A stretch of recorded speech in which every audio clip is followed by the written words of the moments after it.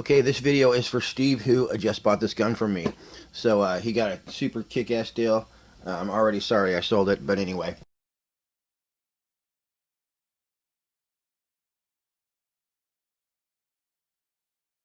This is the LDC. Basically, I need to tell Steve a couple things about this gun and how to run it.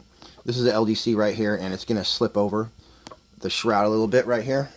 You just, remove this, and this is going to be tight, and it's going to slip on a little bit, but that's how it's supposed to go, and then it'll thread in at the end there.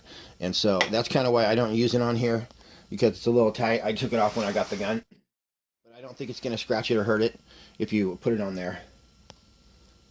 So we got the LDC.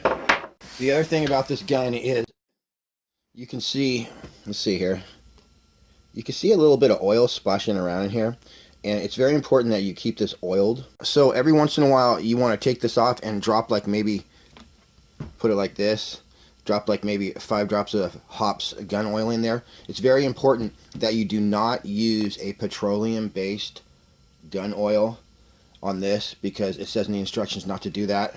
Of course, you got Semi and Full Auto right there. Now, this right here is the back position, and it has to be, this is the bolt right here.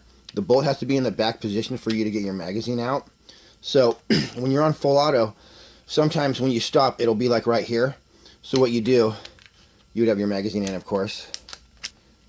And then it's stuck right here. You want to get your mag out, so you put it into Semi-Auto and pull the trigger once. Yeah, you pull the trigger once, hold it down for a second. If it doesn't lock back, then pull it again, and this will lock back into the back position, and then you'll be able to get your magazine out. So that's one thing. The other thing is keeping it oiled. The battery is located right back here. It comes out, and you want to keep your battery charged, especially if you're going to be doing full auto. So the batteries do stay charged for a long time. Like, I'll put a battery in this and then shoot the gun like a year later, and it's just fine. But yeah, really though, if I were to shoot it after letting it sit in there for a year, it would shoot for a few mags, and then the battery would probably die. So you don't want the battery to die when you're in the middle of shooting, because that can jam the gun a little bit. And jamming the gun's not a big deal either. I'm going to tell you how to unjam it right now. But basically, charge your battery up, before you go shooting. Not a big deal. Have it fully charged. The other thing is, and there's another thing that will jam the gun. You don't want to shoot this ever below 50 bar. Now, I have taken them down to 50 bar before, and my gun's in jam, but I've heard that can jam the gun, and it's not good. So the other thing is that the red meter right there is at 250. You don't fill it to the red, okay? You have to fill it to 200. Don't go to 220, because I went to 220. Now, it's not just 20 psi, that's 20 times 15. So that would be 60 psi if you went extra 20 over. So just go to that 200 line.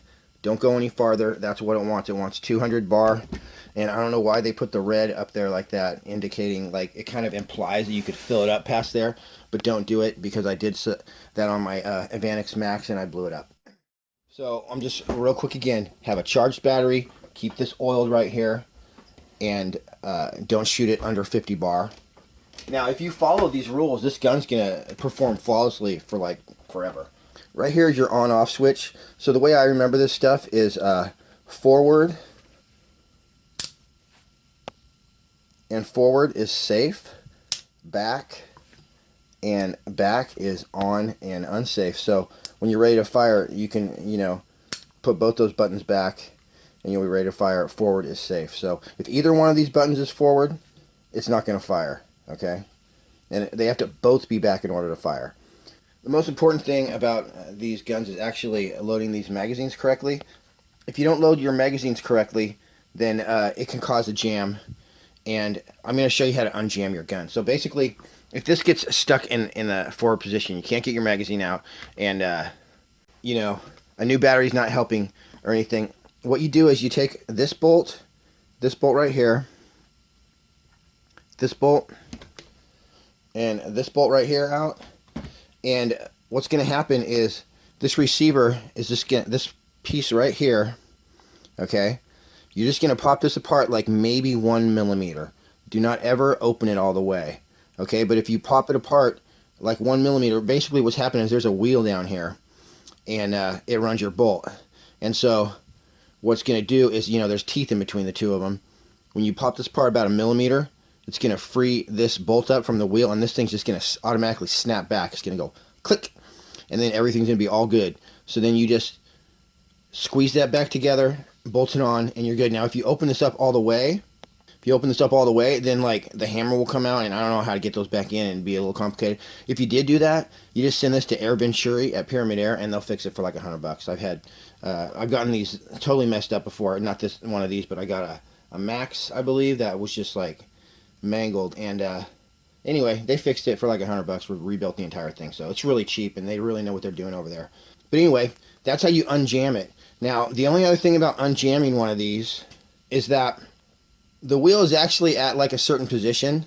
So like sometimes you'll click the thing back and put it down. I just have a lot of experience with these. You'll probably never jam this, but you click it back down, and basically the wheel though is only like it's at like a quarter turn or something. So then when you pull the trigger again, it's going to be cycling, but the thing's going to be stuck in the middle again. So what you got to do is when you're popping it apart and the thing clicks back, then go ahead and pull the trigger once, maybe twice, and then the thing will take a full cycle, and then when you pinch it back down, it's going to be exactly in the right position, and you'll be ready to rock and roll. So once again, like, these are not prone to problems if you load the magazines correctly, and so this is just in case. This is just telling you everything you might need to know. So let's show you these magazines here. So there's two kind of, these are not 2.5s, but there's two kind of 2.5 JSB pellets, and this is tuned to shoot both of them.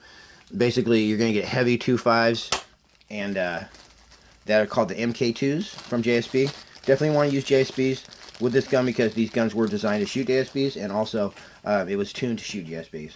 Okay, these are some 25 caliber JSBs, so you want to take that and turn it over.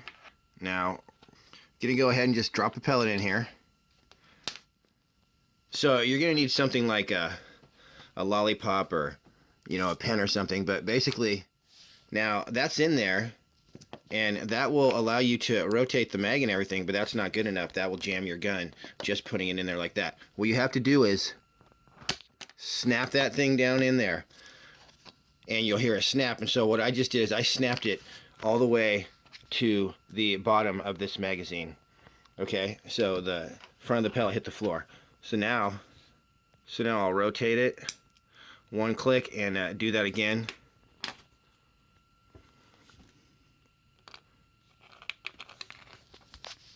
So this is the most important thing about running a semi-auto or full-auto Evanix, and this is the reason that these didn't catch on, I think, in America, is because no one told you how to do this.